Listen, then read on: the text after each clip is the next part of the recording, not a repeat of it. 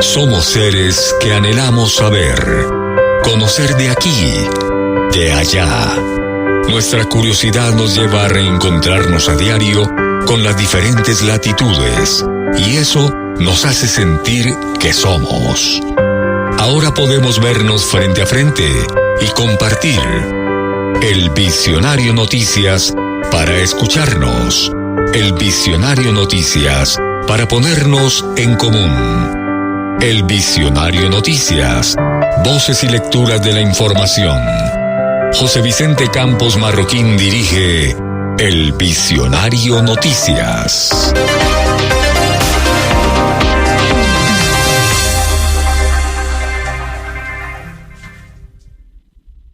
Cordial saludo para todos nuestros oyentes de Noticias El Visionario, voces y lecturas de la información. Bienvenidos a la emisión central correspondiente a hoy viernes 12 de julio de 2024. Nos escuchan a través de 107.4 FM en la región central de Colombia y a través de las diferentes plataformas digitales y redes sociales. Escucharemos a continuación al presidente de Colombia, Gustavo Petro Urrego, en su intervención que hace ante el Consejo de Seguridad de la ONU el día inmediatamente anterior.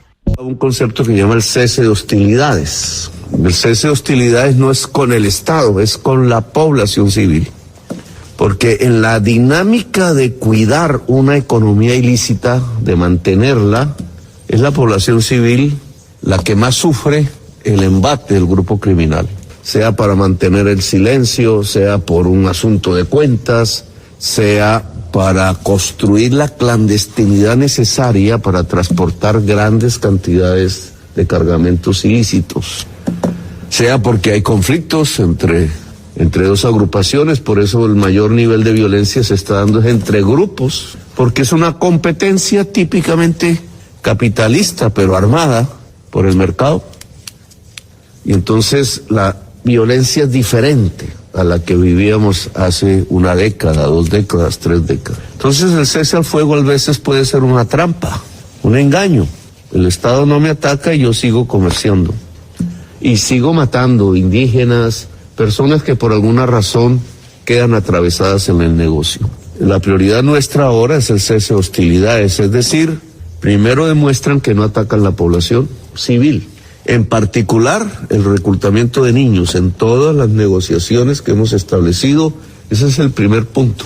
Usan los niños porque saben que nosotros podríamos bombardear y sería una fuerza muy superior a la armada que está en tierra, ilegal, pero saben que el presidente Petro se opone en el mundo a que bombardeen niños y por tanto no puedo hacerlo en mi propio país, porque sería de una incoherencia en la política internacional de Colombia máxima. Allí han muerto, de acuerdo, 700 niños bombardeados. La cifra puede ser muy inferior a la que vemos hoy en otras regiones del mundo, y nos oponemos a que bombardeen los niños en otras regiones del mundo, y más con el apoyo de poderes internacionales, pero nosotros no podemos bombardear niños. Las labores de inteligencia, por tanto, tienen que ser más estrictas y nuestra confrontación es en tierra y en mar, porque en el mar estamos incautando a la fecha, en este año, más casi 800 toneladas de cocaína que iban a sus países y que le quitan fuerza económica precisamente a la violencia en Colombia. Por eso lo hacemos. Ahora, esta es una claridad para, digamos, lo que está pasando ahora. Muchos de los muertos, no todos, de los 427 excombatientes de la paz, se debe a que están precisamente ubicados. El acuerdo de paz designó una zona, llaman, el abecedario ya no me alcanza para tantas siglas, TCR, debieron ser transitorias, debieron ser rápidas, porque eran una manera de ir hacia la vida civil, productiva y política y social. Y hace 7 años están ahí. Yo les llamo campos de concentración, porque no se puede mantener sin una salida a una población durante 8 años encerrada en un punto que, al estar localizada en zonas de economía ilícita o cercanas o estratégicas para economías ilícitas, se ha convertido en una vulnerabilidad a la vida de las personas que firmaron la paz con centenares de muertos. En realidad, a esos muertos, en general, no siempre los está matando el Estado.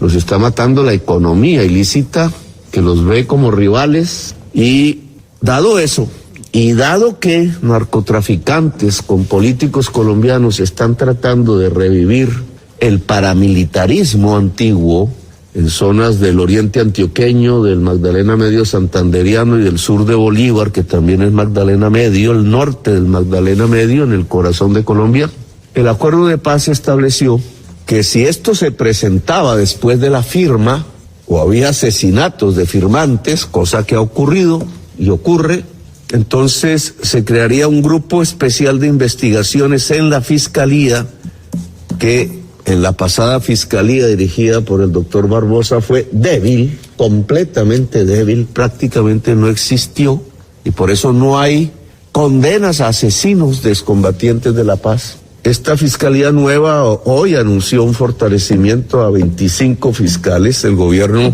es lo que nos corresponde, aumentará los presupuestos para que sea mucho más poderoso en su capacidad investigativa.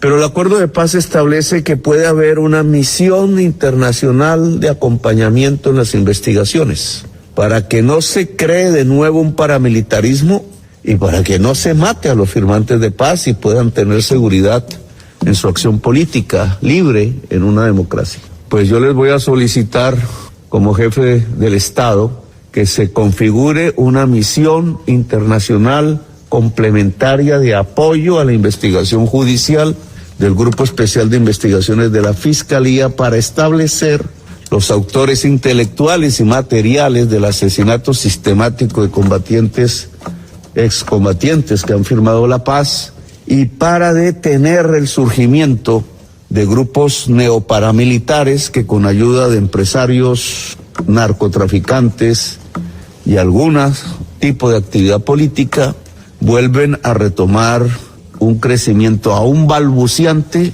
en el Magdalena Medio colombiano. Creo que llegó el momento, y creo que esa misión internacional de investigación judicial complementaria a la Fiscalía, que es la que debe dirigir la investigación, nos puede ayudar en que no volvamos a repetir una historia trágica en Colombia. Ahora, lo último sería una serie de grupos, ELN, el más antiguo, que ha pasado por varias fases de la violencia en Colombia, el Estado Mayor Central, que se autodenomina disidencia de la FARC, en mi opinión no lo es, está dividido dos mitades, hay una mitad concentrada en el Cauca, otra en las selvas. Las que están en las selvas, norte de Santander y Magdalena Medio, está en cese al fuego con nosotros, en proceso de negociación. La que está en el Cauca, dedicada a exportación de cocaína, debido a que en la negociación colocamos un protocolo que debía firmarse, que era conjuntamente con el Estado destruir la economía ilícita y reemplazarla por lícita.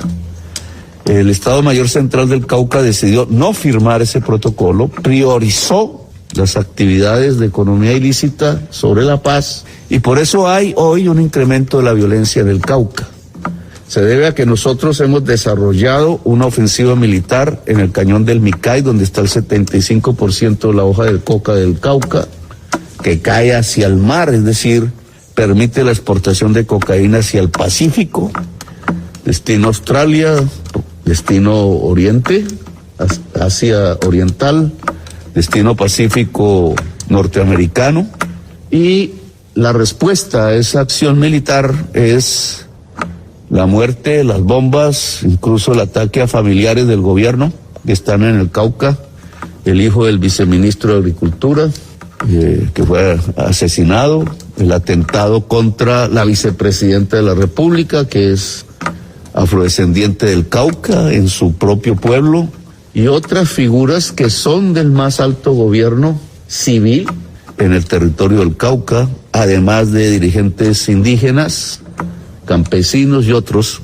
El Estado Mayor Central del Cauca cada vez más deriva hacia una formación neoparamilitar de exportación de cocaína. Le hemos dicho que solo habrá negociaciones si entramos a firmar el protocolo de desmonte de la economía ilícita.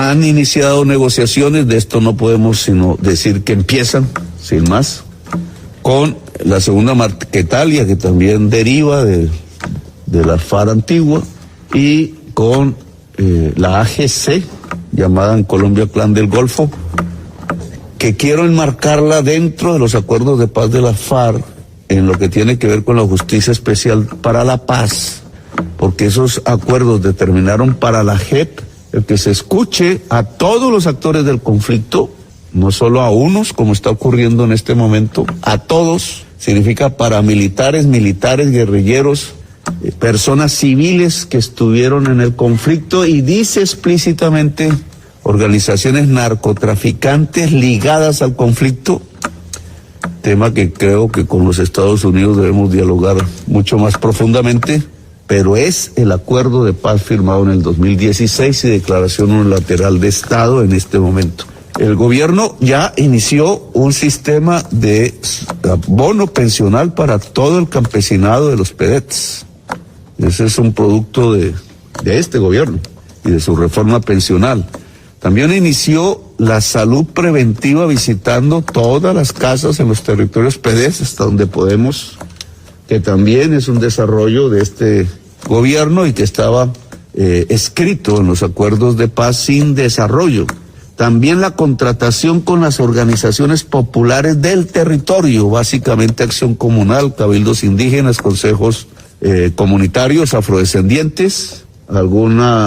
Los grandes empresarios de las carreteras han intentado dificultar el que se contrate a la acción comunal, pero esto es un mecanismo de empoderamiento económico y político de la población que vive en los territorios excluidos del país. Estos son logros que hemos adelantado. Vamos a iniciar, y termino aquí, presidente, una política de reinserción que yo llamo del siglo XXI. Reinserción se le llama a la incorporación del excombatiente a la vida económica y social. Se ha dado hasta ahora por su extracción en entregas de haciendas, en convertirlos en agricultores, que ya lo eran, pero creo que hay una oportunidad en los planes de electrificación rural, conectividad, mejoramiento de vivienda rural, para organizar cooperativas que puedan utilizar los recursos que tenemos para energías limpias, para fibra óptica, a través de las comunidades, las juntas populares de internet, las comunidades de conectividad y de energía limpia, y sería una manera para que el conjunto de los excombatientes pueda tener más oportunidades, más rápidas, más poderosas, quizás más rentables, de reinserción en la vida civil en sus propios territorios. Gracias, señor presidente, por lo que usted me ha dispensado de tiempo, y gracias a todas y todos ustedes por haberme escuchado.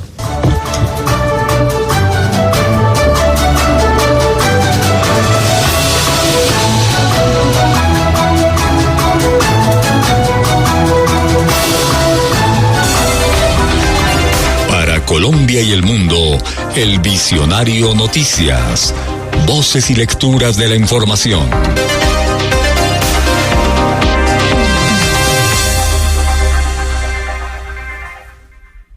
Trabajadores de Samsung en Corea del Sur continúan las manifestaciones. El sindicato declaró una huelga indefinida después de 3 días de protestas que no trajeron el resultado esperado. Exigen aumentos de salarios y bonos en función de los ingresos de la empresa. Samsung logró multiplicar 10 veces su beneficio operativo en el primer trimestre de este año y se prevé un gran aumento en el segundo. Sin embargo, no mejoraron las condiciones de los empleados. El gobierno de Panamá anuncia el cierre de más pasos fronterizos por donde ingresaban los migrantes irregulares desde Colombia. La medida pretende regular el flujo de personas por el tapón del Darién. Además, las autoridades coordinarán próximamente con los países vecinos la repatriación de indocumentados. Panamá firmó un acuerdo con Estados Unidos sobre el cierre de los accesos terrestres desde Colombia. Como consecuencia, a los sin papeles solo les queda la vía marítima con sus peligros. Recientemente naufragó un barco con unas 20 personas a bordo en el Mar Caribe, con un saldo de al menos un muerto. El Congreso peruano protesta por las declaraciones de un funcionario colombiano, quien dijo que el vecino país estaría ocupando irregularmente la isla Santa Rosa, esto en el río Amazonas, muy cerca a la triple frontera entre Colombia, Perú y Brasil. Bueno, desde la Cancillería peruana convocaron al encargado de negocios de Bogotá, a quien entregaron una nota para reafirmar los derechos de la soberanía sobre el territorio. El funcionario del Ministerio de Relaciones Exteriores de Colombia, Diego Cadena Montenegro, aseguró que esa área no pertenece a Perú. Explicó que el estatus legal de la isla no está definido aún. Lo afirmó en una reunión de seguridad fronteriza a la que acudió el alcalde peruano de Santa Rosa. El presidente de Kenia, William Ruto, ha destituido a casi todos sus ministros y al fiscal general tras las recientes protestas que llevaron a la retirada de un impopular proyecto de ley fiscal propuesto por el Ejecutivo el mes pasado. Se señala que los cambios no afectarán a los cargos de vicepresidente y primer secretario de gobierno. La medida suspendida contemplaba subidas de impuestos y detonó un rechazo masivo a las políticas de Ruto en general. Las manifestaciones que empezaron hace varias semanas causaron decenas de muertos por la violencia y la represión de la policía al usar municiones reales. El Visionario Noticias.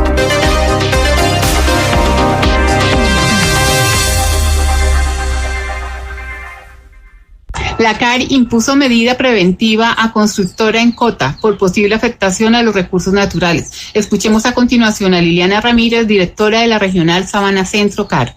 La Corporación Autónoma Regional CAR Cundinamarca, ejerciendo la autoridad ambiental a través de la Dirección Regional de Sabana Centro, impuso una medida preventiva de suspensión inmediata de obras o actividades constructivas a un conjunto de vivienda multifamiliar ubicado en la vereda Vuelta Grande del municipio de Cota, por presunta violación a los determinantes ambientales y con un índice de ocupación constructiva mayor al permitido.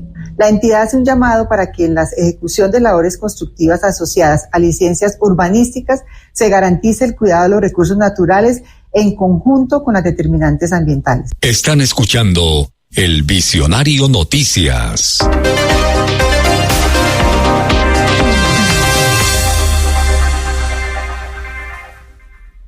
Junto a ONU Mujeres Colombia, implementarán iniciativas a favor de la igualdad de género, eliminando barreras de acceso a la justicia. Escuchemos a María Claudia Gechen, oficina asesora de planeación del Ministerio de Justicia. Porque es importante dar recursos económicos para los derechos de nosotras las mujeres. Debemos invertir en las mujeres porque las mujeres, uno, son personas que carecen de acceso a la justicia, no conocen todos los procesos de justicia al cual pueden acceder y son las mayores víctimas que tenemos en este momento. Entonces, digamos, invertir en ellas, en su conocimiento, hace que puedan acceder a la justicia, que pueda haber menor delito y que ellas entiendan que muchos de los delitos que hoy en día hacen contra ellas son delitos. Eso es esencial, que desde el sector justicia se estén implementando propuestas a partir de presupuestos especialmente pensados para las mujeres en temas penitenciarios, de drogas, de solución de conflictos, de justicia transicional y todo lo que abarca el sector. La justicia es fundamental para considerar también las necesidades de las mujeres desde una óptica diferencial que permita entender, dimensionar el impacto y brindar soluciones adecuadas a las problemáticas que las mujeres enfrentan.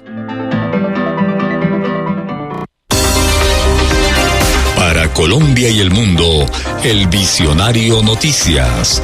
Voces y lecturas de la información.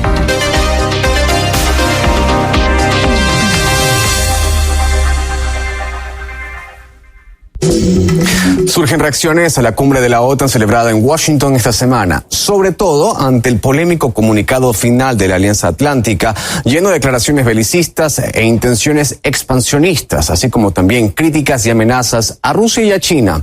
Ahora vamos a ver algunas reacciones. Desde el Kremlin afirman que las acciones de la OTAN requieren medidas de contención de la alianza por parte de Moscú. En concreto, ya prometieron una respuesta militar al anuncio del próximo despliegue de armas estadounidenses de largo alcance en Alemania. China, por su parte, denuncia como un doble estándar mentiroso el hecho de que Estados Unidos y sus aliados no cesen el comercio con Rusia y al mismo tiempo critican a China por mantenerlo.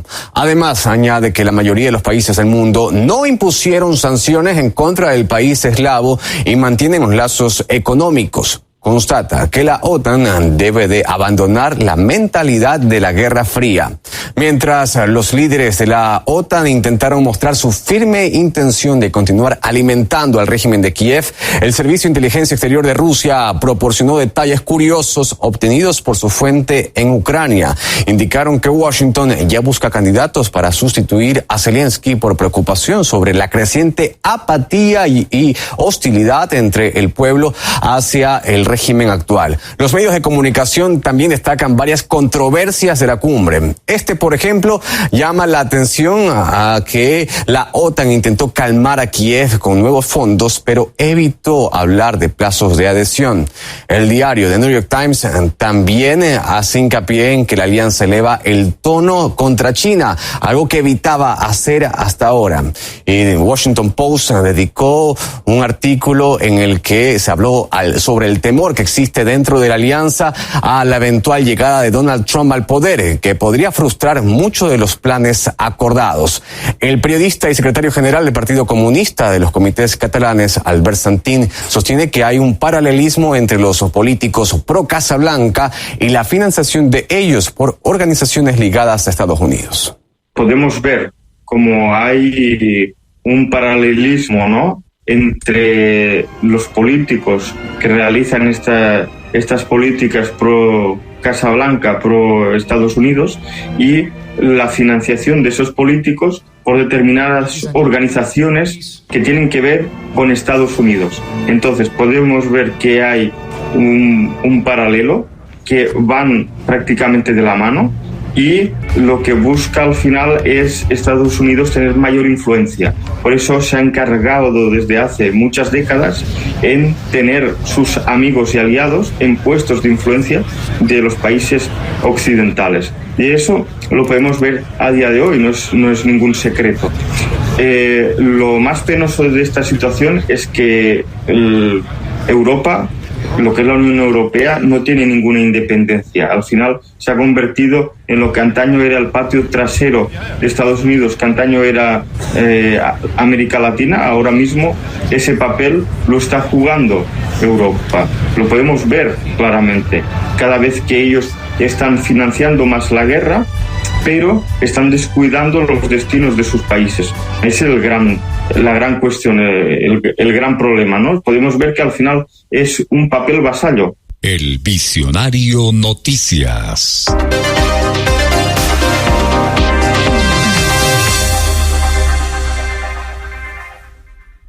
La ministra de Educación saliente, Aurora Vergara Figueroa, presenta los avances en materia educativa bajo su liderazgo. Colombianos y colombianas, cierro mi gestión como ministra de Educación Nacional agradeciendo y presentando los resultados de nuestro trabajo. Agradezco la oportunidad que me brindaron el señor presidente de la República, Gustavo Petro Urrego, y la señora vicepresidenta Francia Márquez Mina de servir al país como la primera ministra de Educación Nacional afrodescendiente. Estos 2 años nos han permitido dejar un legado que marcará la historia de educación para siempre.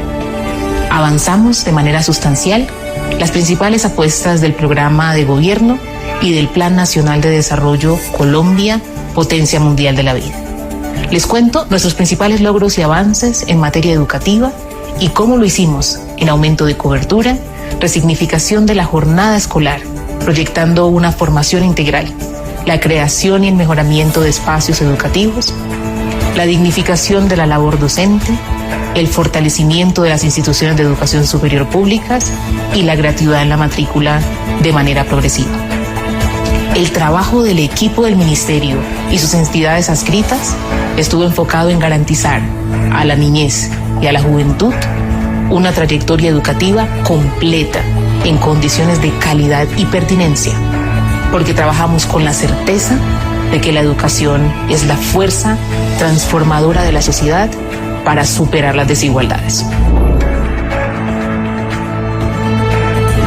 Entre 2023 y 2024, el Gobierno Nacional asignó un presupuesto histórico que pasó de 57 billones de pesos en la vigencia 2023 a una cifra superior a los 70 billones de pesos en 2024. Y a pesar de los recortes presupuestales, el presidente Gustavo Petro decidió mantenerlo. En educación inicial, logramos garantizar las condiciones para que se matricularan más de 61.100 niños y niñas. Eso se logró en los grados de prejardín y jardín, de los cuales más de 21.000 son nuevos. Para su atención integral, creamos más de 5.100 plantas docentes nuevas en 90 entidades territoriales certificadas. El gran reto para Colombia será lograr que estos grados de preescolar, prejardín, jardín y transición se regulen como un derecho fundamental para todos los niños y niñas. En educación básica y media, avanzamos en la implementación de la estrategia de formación integral en más de 1.900 establecimientos educativos, en articulación con los ministerios de Culturas, Deporte, TIC y Ciencias, y creamos una planta de 7.430 tutores docentes. También pusimos en marcha 715 centros de interés en ciencia, tecnología e innovación en 298 municipios y 90 entidades territoriales certificadas. Llegamos con esquemas de ampliación del tiempo escolar a más de 4.700 establecimientos educativos que benefician a más de 1.700.000 estudiantes. En muchos territorios del país, sobre todo en las zonas rurales, estrategias como la formación integral son exitosas cuando se acompañan de otro tipo de iniciativas, como el programa de alimentación escolar PAE, a través del cual garantizamos la seguridad alimentaria de más de 5.900.000 niños, niñas y adolescentes. Creamos el PAE Más, que permite a 600.000 estudiantes del sector oficial recibir canastas de alimentos durante el receso escolar. Gracias a estas y otras estrategias implementadas por el Ministerio de Educación Nacional, estamos viendo resultados positivos en la disminución de la deserción escolar, que pasó de 4.37% en 2022 a 3.93% en 2023. Tenemos un indicador que nos reta como sector. Casi el 50% de los estudiantes de colegios oficiales están desertando en los grados 10º y 11, en los contextos en donde la escuela no les asegura la continuidad. Garantizar la obligatoriedad de la educación media es una de las grandes deudas que tiene nuestro sistema educativo. Para enfrentar este desafío, creamos una ruta de acompañamiento y fortalecimiento de los sistemas integrados de educación media y superior en las zonas de ruralidad dispersa, en donde se trabaja en articulación con el SENA, las escuelas normales superiores y las instituciones de educación superior para fortalecer la continuidad y permanencia en la educación media y garantizar amplias cohortes de estudiantes que lleguen a educación superior. En lo que va de gobierno, 252 establecimientos educativos de 31 municipios y 360.000 estudiantes han sido beneficiados con esta iniciativa. De igual manera, ampliamos la oferta educativa de los grados 8º, 9º, 10º y 11 en 279 sedes educativas, beneficiando a más de 50.200 estudiantes de zonas rurales. Para fortalecer la reconstrucción del tejido social en los territorios más impactados por la violencia, el Ministerio viabilizó la planta para más de 1.000 nuevos orientadores escolares en los municipios de zonas PEDET. A través del Plan de Espacios Educativos como Centros de la Vida Comunitaria y la Paz, buscamos reducir los rezagos de la infraestructura física y tecnológica en las instituciones educativas, especialmente en las zonas rurales, para contribuir a la equidad territorial. Avanzamos con nuevas obras o mejoramientos de infraestructura educativa, entregando más de 800 instituciones renovadas en todo el país. Esto, sin duda, es una fuente de transformación económica y social para las regiones. Dignificar la labor docente ocupó un lugar sustancial en nuestra gestión. A través del programa Poder Pedagógico Popular, hemos entregado más de 1.600 oportunidades de formación docente y queda todo listo para entregar más de 4.000 nuevas becas para la próxima cohorte. 5.100 docentes se encuentran en procesos de formación y acompañamiento para fortalecer y actualizar sus prácticas pedagógicas y viabilizamos más de 9.900 plantas docentes. A esto se suman acciones que buscan mejorar las relaciones entre los colegios, los gobiernos locales y el gobierno nacional, y estrategias para cuidar a los docentes que deben ejercer su profesión en zonas de conflicto armado. En educación superior, 2 estrategias han sido claves. Universidad en tu territorio, que ya registra más de 64.700 nuevos cupos en el sistema, y la política de gratuidad Puedo Estudiar, que ya cuenta con más de 800.000 beneficiarios. Esto corresponde al 93% de la población estudiantil que cursa programas de pregrado en las instituciones de educación superior públicas del país. Para lograr ese alcance, fortalecimos financieramente a las instituciones de educación superior públicas, pasando de un IPC más 4.65 en 2022 a un IPC más 9 en 2024. Nuestra meta al iniciar el gobierno era pasar del 53% al 62% en la tasa de cobertura en educación superior para el 2026. Actualmente, esa tasa se ubica alrededor del 55%. Esto demuestra que avanzamos.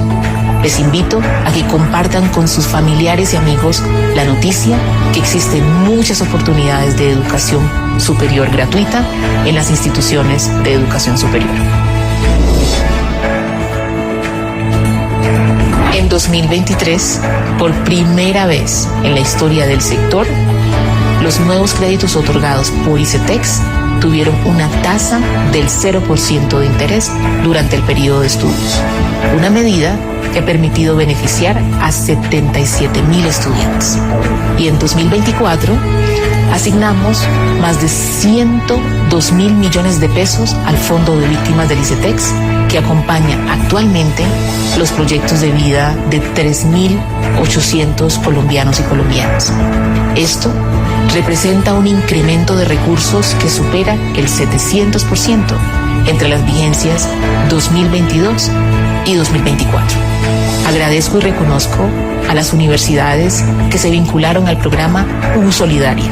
De esta manera, el sector avanza y se consolida. Para fortalecer la confianza en el sector, cumplimos nuestra promesa de dar la posibilidad a instituciones de educación superior acreditadas en calidad de reducir los trámites para facilitar la apertura de nuevos programas en el ámbito regional, lo que contribuye a fortalecer y ampliar las estrategias de cobertura. Cierro este informe de gestión demostrando mi gratitud con toda la comunidad educativa por acompañarnos a lo largo de estos 2 años de gestión, y a los equipos del Ministerio de Educación Nacional, el ICETEX, el ICFES, la Unidad de Alimentos para Aprender, el FIE y a todo el gabinete mi absoluta gratitud por la labor realizada. Les invito a seguir avanzando en esta hoja de ruta para garantizar el derecho fundamental a una educación que dignifique y transforme vidas, que potencie los territorios y aporte a la construcción de la paz y la sostenibilidad ambiental. Que la educación de calidad para todas las familias colombianas sea un legado de justicia social que restaure la dignidad, porque una sociedad educada es una potencia mundial de la vida. Muchas gracias. Para Colombia y el mundo, el Visionario Noticias. Voces y lecturas de la información.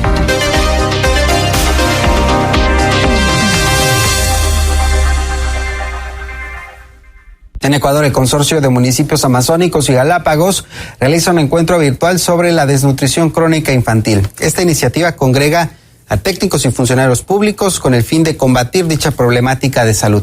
Y es que, según los recientes informes, escuche usted, más de la tercera parte de los menores de edad ecuatorianos viven en condiciones de pobreza y padecen hambre. Además, se registra el aumento de un 37% de trabajo infantil en los últimos 2 años. Desde la ONU indican que esta problemática y la violencia en general están agravadas por la pobreza que afecta más a las zonas rurales. También las ONG expresan su inquietud por la creciente participación de menores de edad en actos delictivos. Advierten de que el conflicto armado interno incide en este fenómeno social. La integrante de la Alianza por los Derechos de la Niñez y Adolescencia, Sibel Martínez, opina que el gobierno de Daniel Noboa no va a poder disminuir la desnutrición infantil en el país. A lo largo de varios años, varios gobiernos han tratado de cambiar esta realidad y definitivamente no se ha podido.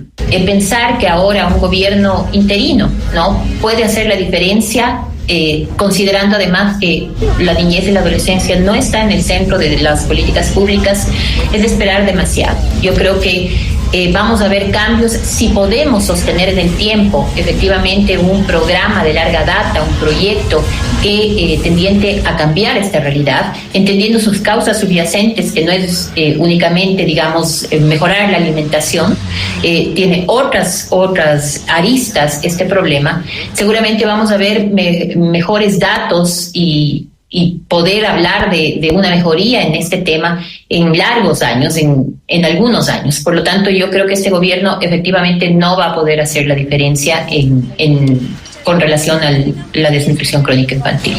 Decir que el Ecuador lidera, ¿no?, este flagelo grave a nivel de Sudamérica es vergonzoso, es bochornoso, y también da viva cuenta de la poca importancia que la niñez y la adolescencia está teniendo ahora en este gobierno. El Visionario Noticias. Voces y lecturas de la información con la actualidad de Bogotá y la región.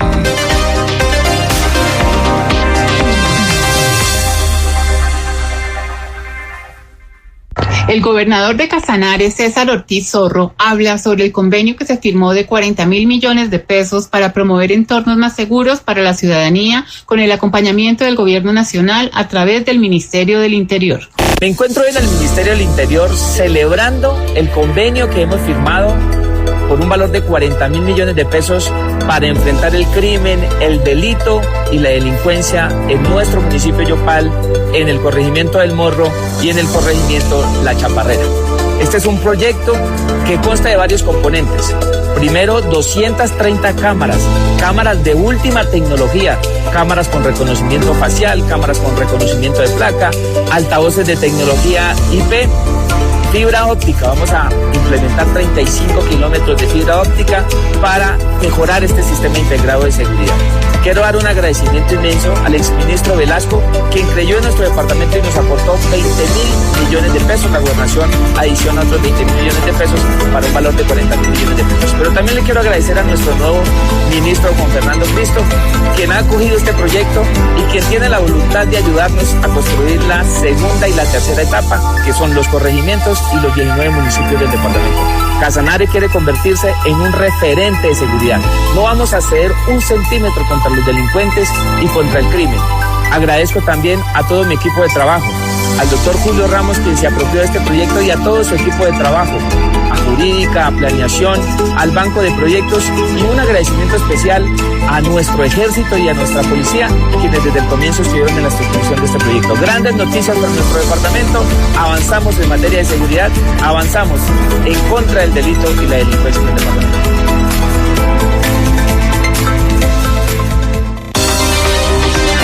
Para Colombia y el mundo, el Visionario Noticias. Voces y lecturas de la información.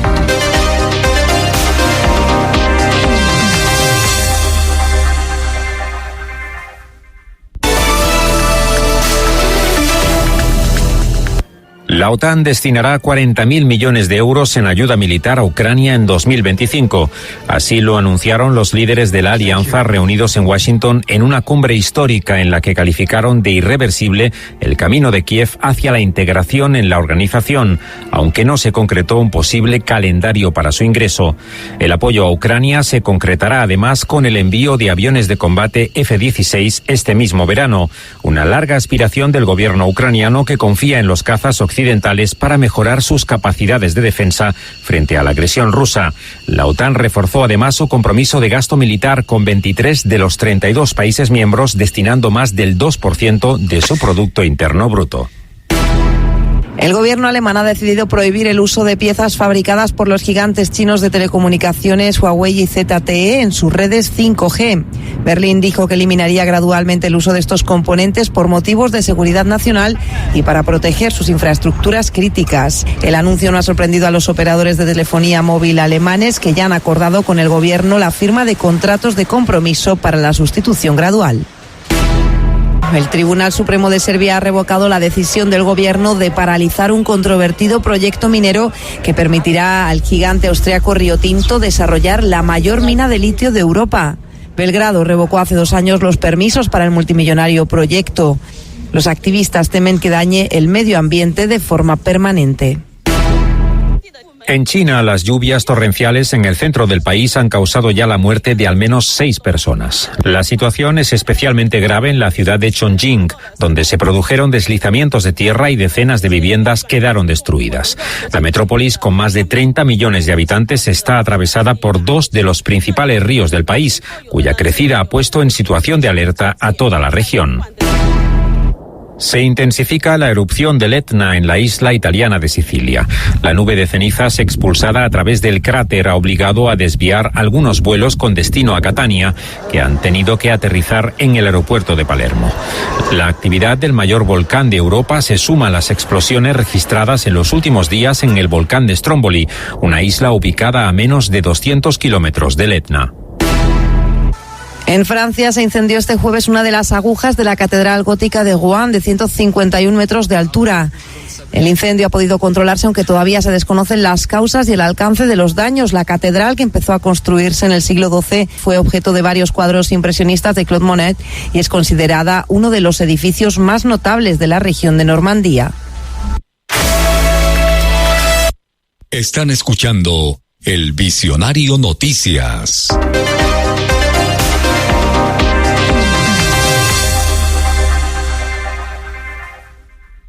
En Nueva York, el presidente Gustavo Petro inauguró este jueves ante la ONU el monumento Cusicauzay, creado por el artista Mario Opazo, un símbolo de la búsqueda de la paz en Colombia. La obra fue elaborada con el metal fundido de 1.4 toneladas de armas que Naciones Unidas recibió después de firmado el proceso de paz. La inauguración de este monumento reafirma el compromiso del gobierno del cambio con la implementación del acuerdo.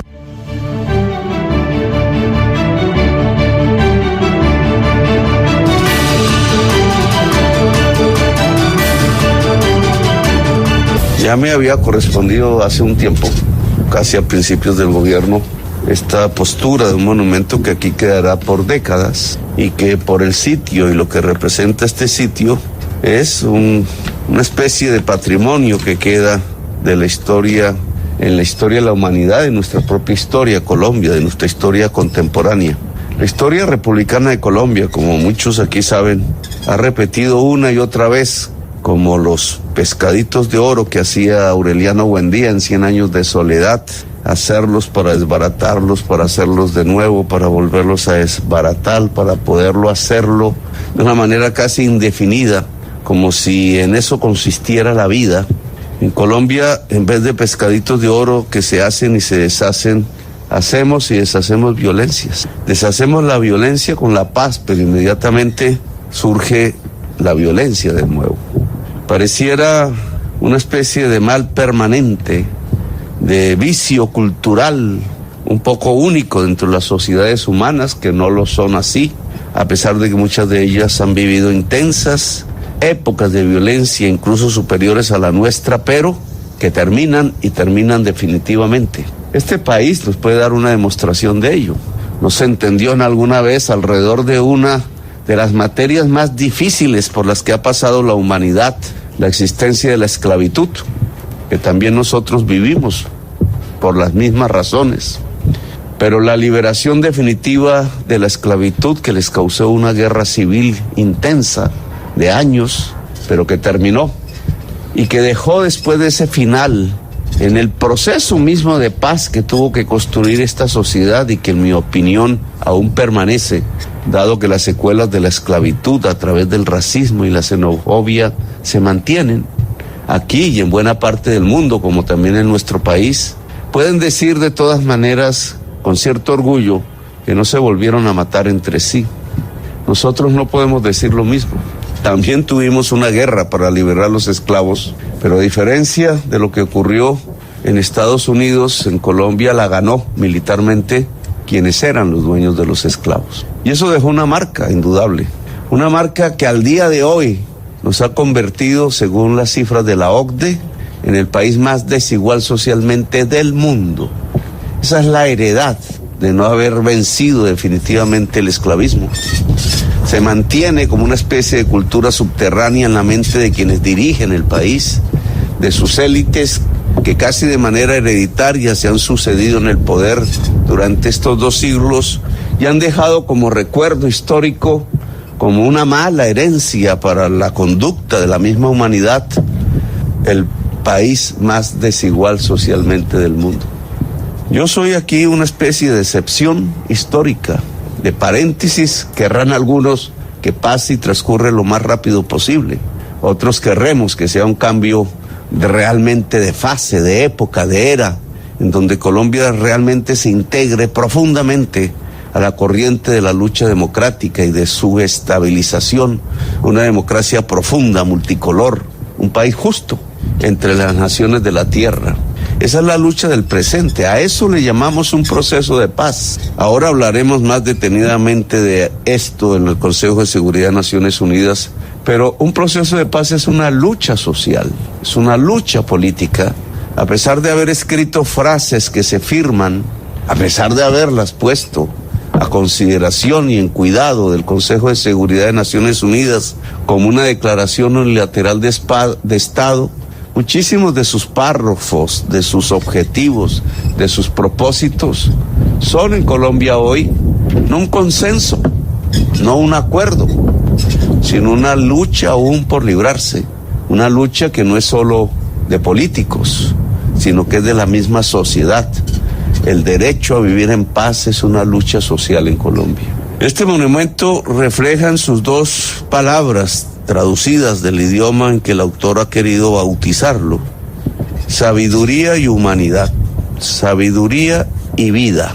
Sabiduría y vida representarían en muy pocos términos, en un resumen, lo mejor que podría esperarse de la humanidad. Si una nueva humanidad es posible, ella será más sabia e indudablemente será absoluta y profundamente respetuosa de la vida en todas sus formas. En algún discurso aquí, en este mismo edificio, dije que la misión de la humanidad, quizás como muchas de las banderas lo indican, quizás subliminalmente, como muchos de los cuadros de la historia lo indican cuando apuntan hombres y mujeres hacia las estrellas, alzando sus manos hacia las estrellas, que quizás nuestra misión en el hoy único planeta que sepamos que tiene vida y de la cual somos su parte superior, la vida inteligente. Si somos vida inteligente, indudablemente tenemos que apuntar a las estrellas. No están en falsedad ni las banderas, ni los cuadros, ni las pinturas, ni las esculturas que una y otra vez en todas las culturas, en las lenguas diferentes y en diversos lugares del planeta siempre muestran al ser humano tratando de alcanzar las estrellas. La tecnología, hasta la historia de este país, de lo que fue la Unión Soviética, de los grandes enemigos del siglo XX, fue la misma: alcanzar las estrellas. ¿Para qué queremos alcanzar las estrellas? Si no es para llevar la vida. Y por tanto, si esa es la misión de la humanidad, pues tenemos que ser amantes de la vida. Y la única manera realmente de ser amantes de la vida es ser sabios. Sabiduría y vida, por tanto, casi que son sinónimos en el ser humano. Sin embargo, si viéramos no simplemente la realidad de Colombia, que aquí viene a hablar de paz, hay una diferencia del momento histórico. Una Colombia que aquí viene a discutir sobre la paz, sobre los problemas o los avances de la paz, pues nos encontramos en este mismo recinto en un mundo que está hablando de la guerra. Bombas caen sobre Gaza. ¿Cuál será el monumento que aquí se pueda construir para mostrar este trágico regreso a la barbarie y al genocidio? Me pregunto. En medio de las cámaras, en medio de los discursos falsos y la hipocresía, o más allá, al otro lado de Turquía, después del Mar Negro, en otra guerra, de pueblos hermanos que lo fueron en la historia, de una misma cultura y una misma raíz que se enfrentan, enfrentando también los poderes económicos, comerciales, militares y políticos del mundo. Esa es la sabiduría, esa es la acción amante de la vida, o es el alejamiento más extremo de la humanidad. Nos alejamos de nosotros mismos en una especie de época que va marcando la extinción de la especie, es decir, el homicidio, es decir, la muerte generalizada de lo viviente a unos pocos meses, a unos pocos años de ese terrible logro planetario que sería lo contrario precisamente de la sabiduría y precisamente de la vida. No deja de ser paradójico que un país que durante 2 siglos se ha matado entre sí, se ha autodestruido, porque no ha sido capaz de construirse como nación y no ha entendido que la nación es básicamente el que todas y todas puedan estar en un territorio sin exclusión, con capacidad de ser dueños igualitarios del destino, del pasado, de la historia, del territorio, en el país de la belleza, porque Colombia es uno de los países más bellos del mundo. Qué paradoja que ese país hoy tenga que venir a decirle a la humanidad que incluso estamos dispuestos a ayudarla en la consecución de una meta que nosotros mismos ya hemos probado con experiencia, a pesar de todas las sangres, las violencias y de lo que Gabriel García Márquez llamara 100 años que se convirtieron en 200 años de soledad. Aquí ya estamos acompañados. Los que nos matábamos entre sí nos abrazamos y queremos abrazarnos. Los conflictos y las contradicciones que aún existen, queremos tramitarlas sin balas, sin bombas, sin niños descuartizados, ni por la sierra eléctrica, ni por la masacre, ni por las bombas que se hacen en los grandes países del desarrollo del mundo. Aquí qué paradoja, quienes nos habíamos acostumbrado a la muerte y la habíamos normalizado, ahora queremos es abrazar la vida, el amor, las ganas de avanzar hacia adelante como una sociedad que tiene mucho de lo que entristecerse, claro, pero muchísimo más de lo que tiene para bailar, para alegrarse, para vivir en la alegría de la vida, y llega a este sitio, pero que lo que va encontrando es el difícil camino en donde las sociedades más poderosas se van inmiscuyendo y van inmiscuyendo a toda la humanidad en la guerra, en la violencia y en la muerte generalizada. Tenemos algo que enseñar entonces, no solo que aprender. Y esa enseñanza que trae a Colombia se puede llamar bien como este monumento que nuestro amigo Mario Paso, chileno, nos entrega, le entrega al mundo sabiduría y vida. Hoy el mundo necesita una inmensa revolución sabia, una revolución global por la vida, porque está a punto de extinguirse, y no por designio divino, sino por la acción humana, por la codicia que hace que la atmósfera se llene de carbón y de petróleo, que nos va a matar a todos, a nuestros hijos y a nuestros nietos. Por tanto, buen mensaje, Mario, porque el camino de la solución no es otro que el camino de la sabiduría y que el camino de la vida. Gracias, muy amables por haberme escuchado.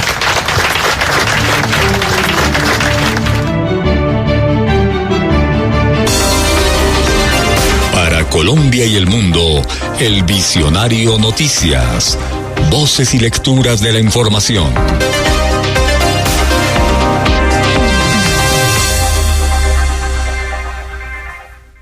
Seamos titulares.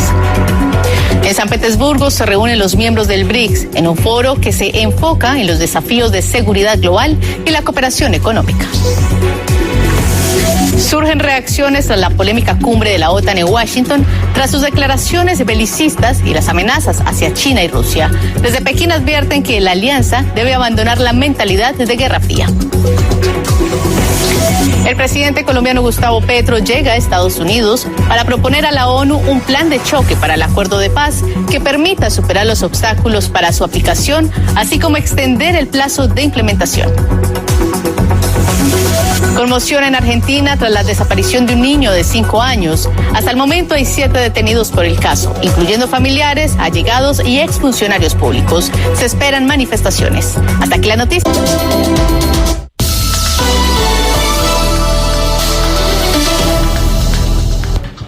El presidente de Estados Unidos, Joe Biden, anunció este jueves un nuevo paquete de asistencia militar a Ucrania por valor de $225 millones. Lo hizo durante un encuentro con su homólogo ucraniano, Volodymyr Zelensky, al margen de la cumbre de la OTAN en Washington. En el mismo marco, el presidente ucraniano pidió a sus aliados que eliminen todas las restricciones a los ataques de Kiev en territorio ruso con armas occidentales.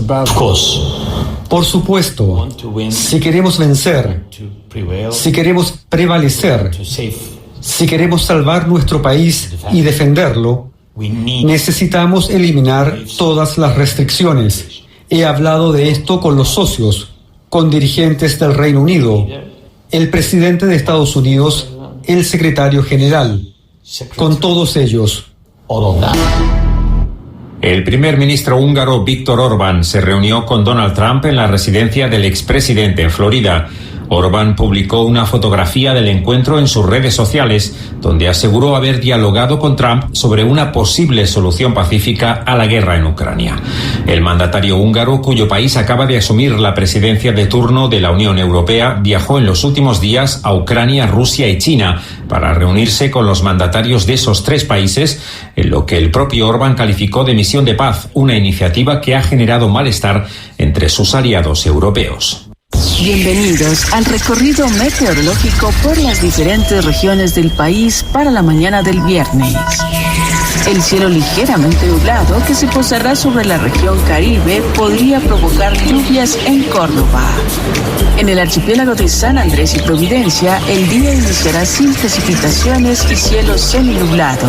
Los departamentos del litoral pacífico iniciarán la jornada con cielo encapotado y posibles lloviznas.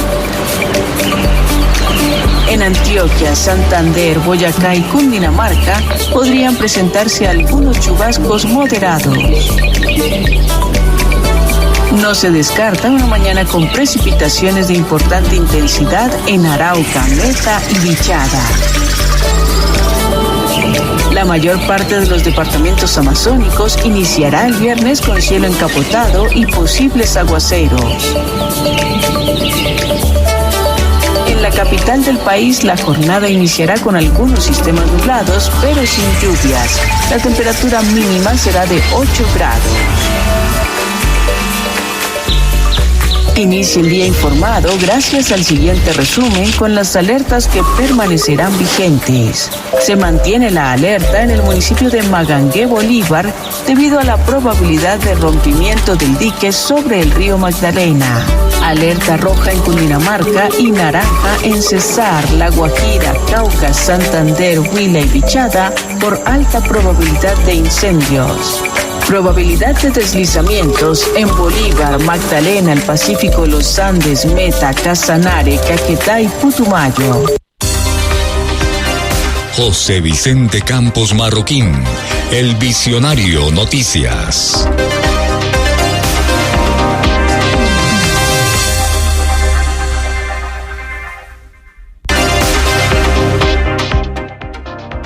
En la parte final del Visionario Noticias agradecemos a nuestros oyentes, quienes están en la región central a través de la frecuencia 107.4 FM y quienes nos escuchan en las diferentes plataformas digitales.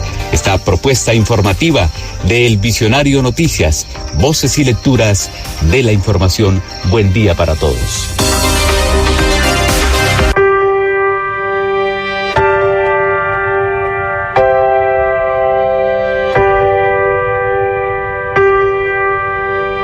Somos seres que anhelamos saber, conocer de aquí, de allá.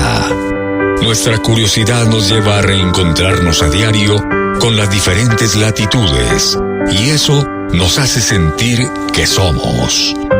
Ahora podemos vernos frente a frente y compartir. El Visionario Noticias para escucharnos. El Visionario Noticias para ponernos en común. El Visionario Noticias. Voces y lecturas de la información. José Vicente Campos Marroquín dirige El Visionario Noticias.